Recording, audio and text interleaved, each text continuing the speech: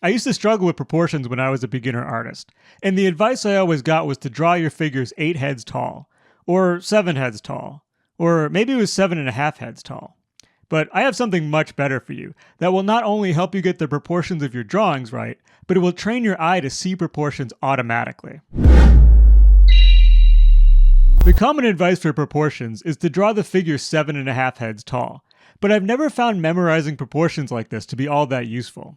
First, most people aren't actually 7 heads tall. People come in all kinds of shapes and sizes. Second, this doesn't work for anything besides figures. And third, it doesn't even work that well for figures unless they're standing in a very straight pose. In this example, knowing that the model is 7.5 heads tall doesn't really help me that much. First of all, I can't see the entire head, so I have to guess at how long it is. Then I'm kind of guessing at the angles if I measure him in terms of heads. The torso is fine, but then when I'm guessing to measure the legs, I'm not really sure what angle to go at. If I change the angle, it's going to look different.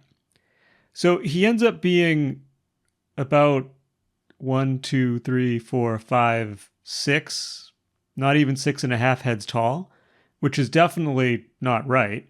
Also, in the diagram, the waist looks like it should be about 2.5 heads from the chin, but in this example, it's not even 2 heads. The distances are different because the model is bending. Instead of memorizing or measuring the actual proportions of the model, it would be more helpful to be able to measure the visual proportions that I see.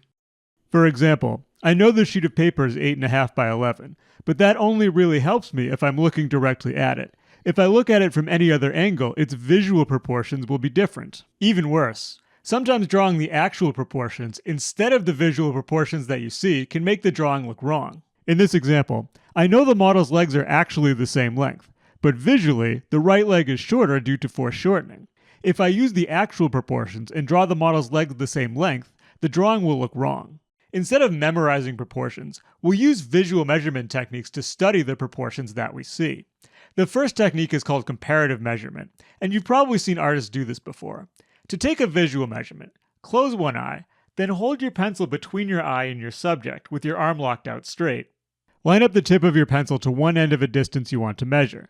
Place your thumb on the pencil at the other end of the distance. Now you can compare this distance to other distances that you see. In this example, the distance between the bottom of the nose and the chin is just a little bit shorter than the length of the nose. And the distance between the right edge of the nose and the far end of the right eye is a little bit less than the length of the nose. Now, you can compare the same distances in your drawing to see if their proportions are similar to the proportions that you see. By comparing distances, we can measure the visual proportions of our subject. In this example, the leg is 5 heads tall. When making visual measurements, it's important to keep your elbow locked straight, because variations in the distance between your eye and the pencil will cause your measurements to be inconsistent. It's also important to make your measurements with the pencil straight horizontal or vertical, since variations in the angle will cause variations in your measurements. We can also use visual measurement to check the alignment of features in our subject by holding the pencil straight horizontally and vertically in front of the subject to see how features align. For example, the inside edge of the eye aligns with the outside edge of the nostril. I can compare this to my drawing to see if the same features align. Let's return to that first pose to see these visual measurement techniques in action. I'll start by drawing the head. It's worth noting that I'm working from photographs in these demos, but these methods are intended to be used when drawing from life. I'm using a photograph so you can see what I'm looking at. I can't see the whole head, so I'll use from the shoulder to the top of the head as my unit of measure. And then I'll find the width of the head with that. So 1 unit is about to the ear. Then 2 shoulder to head lengths down, I can find the elbow. That's 2 units. 2 more units, I can find where the butt is on the stool. And this is an important landmark, so I want to make sure I'm getting this one right in space. So I'll use a vertical to find the corner of the stool where it meets the butt. And then I can find the hip and the arm a little bit from that as well. Then I'll get the width of the stool. That's 1, 2 units. That gives me the width of the butt as well. And I'll use a vertical to find the width of the back.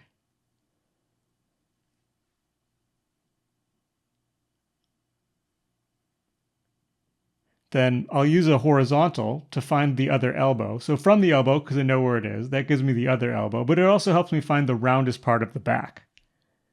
and then I can figure out the hand from the context. I'll check the width of the back to make sure I was right and make it a little bit wider. Going from the ear to the back is about 1 unit.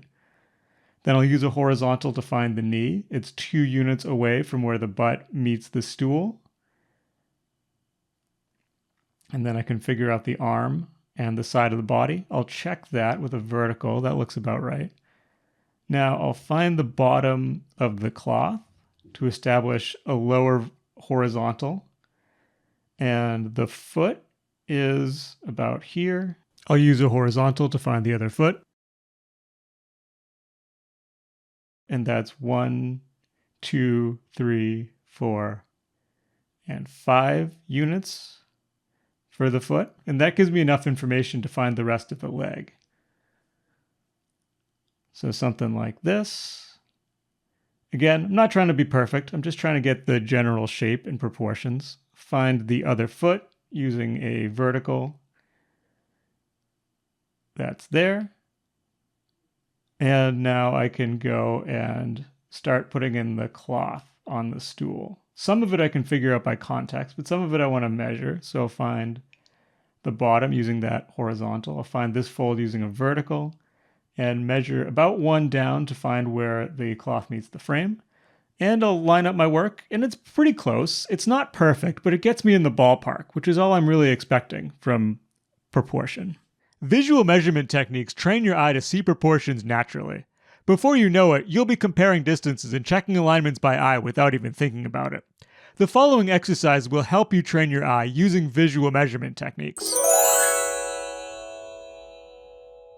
For this exercise, I'm going to use a lot of items in my still life because that will force me to use visual measurement to place them all correctly relative to each other in space.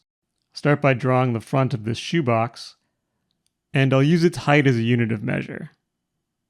So check its width, and it needs to be a little bit wider. Then I'll start finding the other larger items. So I have this box here, and I'll find its height. I'll check the bottom with a horizontal. Then I'll find the placement of the locker with those measurements and its height relative to this box. Now I have the biggest items figured out. I can work on the smaller items like this little bucket cup thing. Find the location of the Rubik's Cube and the chess piece.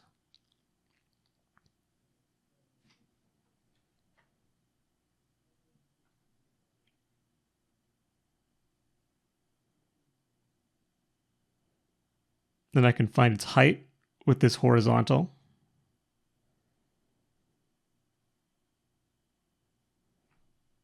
Find the height of this little egg. And the height of the skull, and the width of the skull. Then I can find the mug and check its width.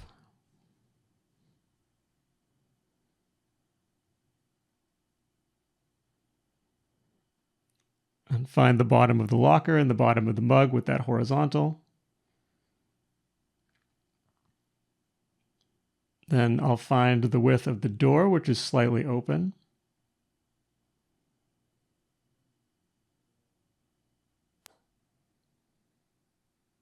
And the height of the stapler. The width is about the same as the locker, so I can just use that. Start finding the watch. And with all the big items out of the way, I can just eyeball the smaller items. This is where having lots of items can really help give you feedback. Because if my proportions are off, these little items won't fit together correctly in the still life. It's also worth noting that this demo is sped up because I don't want this video to be 40 minutes long. I know you can watch videos like this and feel like, well, maybe I should start drawing really fast, but no, take your time to think. This is not how fast I draw. So I'll check my proportions, and I'm pretty close. I was off a little bit on the egg in the left side of the box, but overall, pretty good. I'll start with the inside of the fireplace, and I'll use that as my unit of measure. I use the width and check the height. I'll make it a little bit smaller. This exercise is similar to the last one, but when you're doing a whole room, you have to be cognizant of the edges of your frame or the edges of your page so you don't draw too big or too small and end up with things going off the edge of the page or running out of room. So we'll find the edges of our frame by measuring. In this case, my photo has actual edges of the frame, but when doing this from life, I'd want to establish where are the edges of the area that I want to draw. Now that I've found my frame, the next thing I want to do is find the corners of the walls and the ceiling. Find the big things first, and then the small things will fit. I know where the floor is. Find the ceiling. It's about 2 units up. Find the outside edges of the fireplace. Then I'll start with this couch here and the window.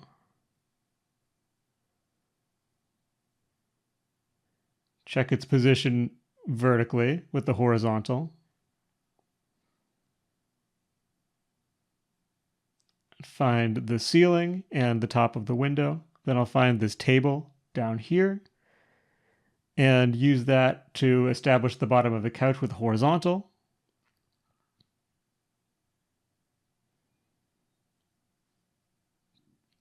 Then I'll start finding the other couch. About 1 unit is that fold in the couch, and then about 1 unit is the far side of the chair. I can eyeball the rest of the couch based on that. And I can eyeball some other stuff. It feels a little cramped on that side. I'm going to double check. Yeah, I think I need to make it just a little bit wider.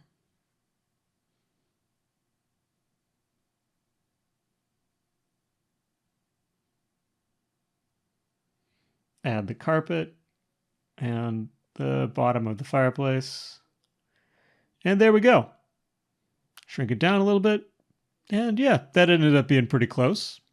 I generally don't start with visual measurement when I work. I'll start with a gesture, and then I'll use visual measurement to check my proportions, especially if something seems off. I'll use the head as the unit of measure, check its width, and then check the proportions overall, vertically. So 2 units down is about the chest, a little bit lower, so I can raise what I drew up a little bit. Then I'll check the hips, pretty good. From the hips to the leg, yeah, maybe a little bit short, but whatever. About halfway to the knee, to most of the way down the knee. Then 2 gives me most of the way to the foot, so my foot's a little bit low, leg's a little bit long. I'll go in and fix that. And that means the other one's going to be a little bit long as well, so I'll go in and fix that too. Then I'll look for the hand. So mine's a little bit high. The elbow looks good though, so the forearm is just a little bit long.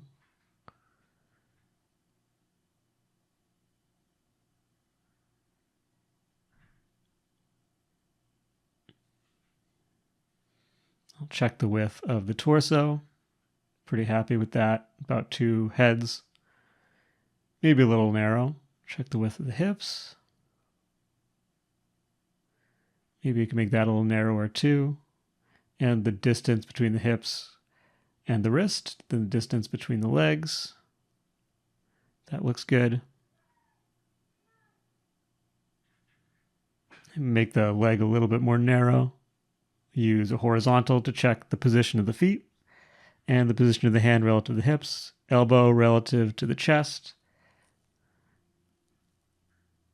And just a few more things, seeing how they align. Maybe the arm was a little bit too close to the body. Instead of memorizing formulas like 7 or 8 heads tall, focus on the proportions that you actually see in front of you. Visual measurement gives you flexible tools that you can use to get the proportions of any subject or any pose. The more you practice, the less you'll need to hold your pencil in front of you, and the more you'll train your eye to start noticing these relationships naturally. I have a lot more exercises like these in my book, Imaginative Drawing. This is the textbook to my Drawing Fundamentals class in animation school, but you can download it for free at imaginativedrawing.com. I plan to make more videos covering these exercises, so subscribe to make sure you don't miss them. If you want to learn more about drawing fundamentals, check out this video right here. I'm trying to take the art instruction I do in the classroom and bring it to the internet so I can help more people.